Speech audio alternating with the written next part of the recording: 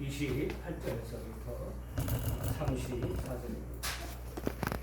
마태복음 8장 28절에서부터 34절 말씀 거의 한 절씩 나같이 교독을 하겠습니다. 또 예수께서 건너편 가다라 시간이 가시되 귀신 들린 자들이 무덤 사이에서 나와 예수를 만나니 그들은 몹시 사나워 아무도 그 길로 지나갈 수 없을 지경이더라. 이에 저희가 소리질러 가로되 하나님의 아들이여 우리와 당신과 무슨 상관이 있나이까 때가 이르기 전에 우리를 배부게 하려고 여기 오셨나이까 하더니 마치 멀리서 많은 돼지떼가 먹고 있는지라 귀신들이 예수께 간구하여 가로되 만일 우리를 쫓아내실진대 돼지떼에 들어 보내소서 한데 그들에게 가라 하시니 귀신들이 나와서 돼지에게로 들어가는지라 온 때가 빗달로 내리더라. 바다에 들어가서 물에서 물살하거늘 시간자들이 달아나 시내에 들어가 이 모든 일과 귀신 들린 자의 일을 구하니 나가시어 온 시내가 예수를 만나려고 나와서 보고 그 지방에서 떠나시기를 간구하더라. 아멘. 우리가 사는 인생은 선택의 연속이다. 이 선택이라는 게 뭡니까? 선택이라는 것은 우리 인간에게 자유로운 의지가 있다는 거죠. 자유로운 의지가 있다. 우리가 예수를 믿고 안 믿고도 자기 의지적인 선택이다. 자유적인 의지적인 선택이다. 이렇게 말하는 것을 우리가 보게 됩니다. 얘는 어느 두 친구가 아주 중마고 또 마격지교 어렸을부터 이제 청년이기까지 아주 친한 친구였었습니다. 이 두 친구가 어느 날 조용한 저녁 강둑을 거닐면서 앞으로 미래에 대해서 서로 이야기를 나누고 있습니다. 야, 너는 뭘 하고 싶으냐? 너는 어떤 사람이 되고 싶으냐? 그렇죠? 우리 10년 뒤에 어떤 사람이 되겠냐? 저한테 어떤 분이 그렇게 물어봐요. 또 목사님 앞으로 사시면은 몇 년이나 살 것 같습니까? 갑자기 물어봐서 생각하다가 글쎄요, 한 20년은 그냥 평균적으로 한 20년은 더 살겠지요. 그랬더니 그 목사님 대답하기를 그런 목사님 그래 20년뿐이 안 남았는데 20년뿐이 안 남았는데 뭐가 하고 싶습니까? 뭐를 해야 될까요? 글쎄요. 그랬더니 그분이 하는 얘기가 당신은 생각할 때에 앞으로 나도 한 20년뿐이 안 남았는데 이제는 내가 내 가정생활에 내 아내에게 사모님에게 좀 시간을 써야 되지 않겠느냐. 그러면서 나한테 하는 말이 앞으로 사모님한테 좀 관심을 많이 가지세요. 그러더라고요. 예. 사람에게는 의지가 있다. 그래서 오늘 이 두 친구가 서로가 얘기를 합니다. 야, 우리가 앞으로 미래에 10년, 20년 뒤에는 어떤 사람이 되어져 있을까? 깊은 생각하면서 이제 하늘의 달빛을 바라보면서 강둑을 걸어가고 있는데 그때 두 갈래 길을 만나게 됩니다. 한 길은 언덕 위에 반짝이는 십자가 불빛이 반짝이는 그런 교회가 언덕에 있었고 하나는 계속적으로 강둑을 펼쳐지기는 그 양옆에 가수연이 여러 가지 열매들이 가득히 열린 가수원이 줄비하게 그 강둑을 사이에 두고 있었습니다. 한 친구는 그 강둑을 계속 걸어가면서 그는 그 강둑을 걸어가면서 옆에 그 가선에 난 열매들을 보면서 참 먹음직스럽구나. 그래서 그는 그 과일을 몰래 따먹습니다. 주인 몰래 할아버지 그 과일을 따먹을 때 처음에 심장이 두근두근거리고 쫄깃거립니다. 왜 내게 아니고 남의 것이죠. 근데 처음 먹을 땐 그렇게 심장이 쫄깃거리고 했었는데 두근거리는데 먹고 나니까 그렇게 좋은 거예요. 그 뒤부터 이 친구는 남의 것을 빼앗고 죽여가지고 남의 것을 빼앗는데 점점점 담대해지기 시작합니다. 그리고 결국에는 사람을 죽여서 그는 감옥에 갇히고 사형을 언도받고 사형 집행 날짜를 기다리고 있었는데 그 감옥에 신문이 들어와서 그 신문 일면에 대통령의 얼굴이 실린 걸 보고 이 친구는 깜짝 놀랍니다.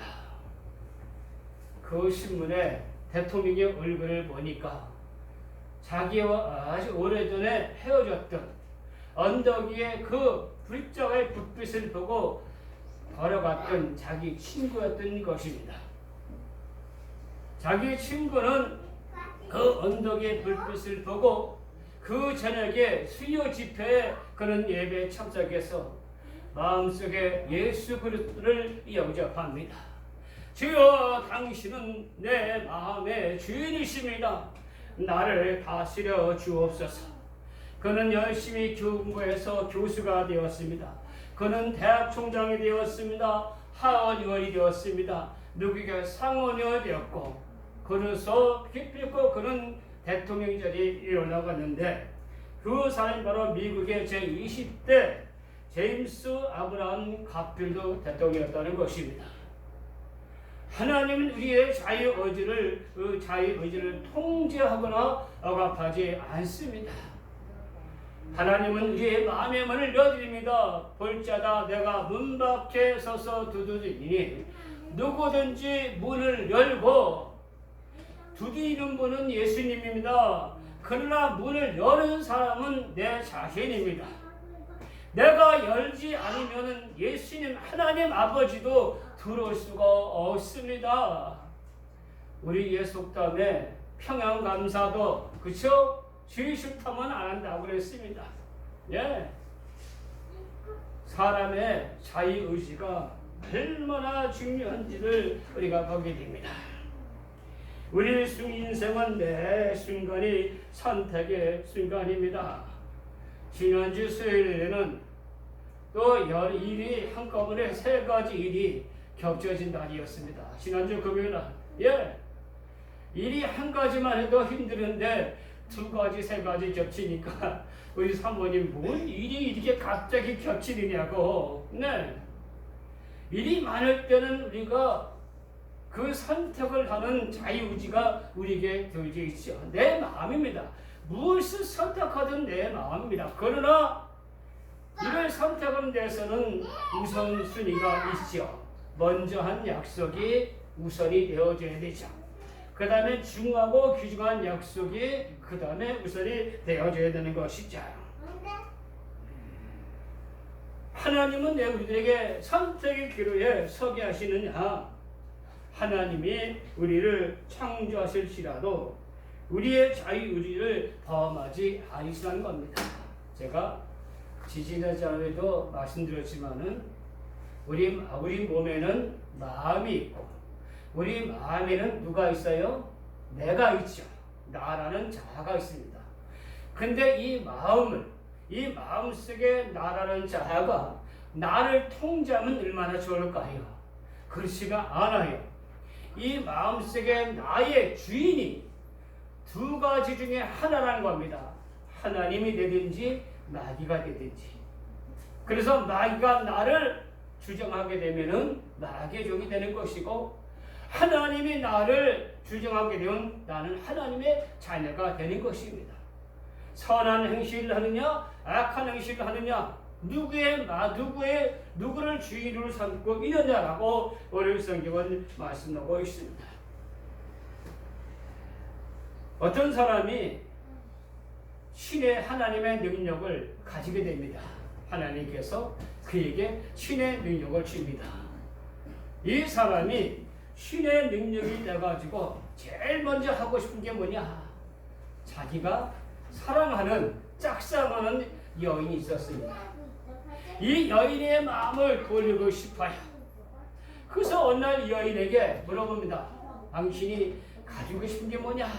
그랬더니 여인이 답하기를, 저 달을 갖다가 내가 목걸이 삼으면 좋겠다. 예. 그래서 정말 달을 가지고 목걸이를 만들어주고 그 여인의 마음을 돌리려고 여러 번 노력을 합니다.